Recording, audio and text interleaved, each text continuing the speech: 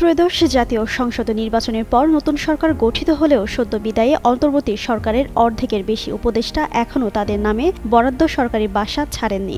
১৬ জন উপদেষ্টা এবং প্রধান উপদেষ্টা ২ জন, বিশেষ সহকারী সহ ১৮ জন সরকারি বাসা বরাদ্দ নিয়েছিলেন। তাদের মধ্যে ৯ জন বাসা ছেড়ে দিলেও বাকি ৯ জন এখনও সরকারি বাসায় অবস্থান করছেন, এমনটাই জানা গেছে গণপূর্ত অধিদপ্তরের সিটিজনের তথ্যে। নির্মাণে নাম্বার 1 শাহ সিমেন্ট। গণপূর্ত অধিদপ্তরের কর্মকর্তারা জানিয়েছেন, যারা এখনও বাসা ছাড়েনি তাদের এরই মধ্যে বিষয়টি জানানো হয়েছে। তবে সংশ্লিষ্টরা আশা করছেন চলতি মাসের মধ্যেই তারা বাসা ছেড়ে দিতে পারেন। বিদায়ী অন্তর্বর্তী সরকারের যেসব উপদেষ্টা এখনও পর্যন্ত বাসা ছাড়েননি তারা হলেন আসিফ নজরুল, CR আবরার, মোহাম্মদ ফাউজুল করিম খান, বিধান রঞ্জন রায় পোদ্দার, মোহাম্মদ তৌহিদ হোসেন, ফারুকী আজম, বীর প্রতীক ও শারমিন এস মুর্শিদ। সংশ্লিষ্ট সূত্রে জানা গেছে, বরাদ্দ পাওয়া এসব বাসার সবকটি উপদেষ্টারা বাসভবনের কাজে ব্যবহার করতেন না।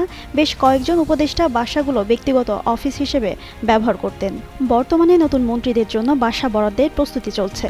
Dhanmondi, Minto road, Hare road, Kakrail ও গুলশান এলাকায় মন্ত্রী, প্রতিমন্ত্রী ও উপমন্ত্রীদের জন্য ৪০টি বাসা রয়েছে। এর মধ্যে বর্তমানে 10টি বাসা প্রস্তুত আছে এবং বাকিগুলো মেরামত ও রং করার প্রক্রিয়া চলছে।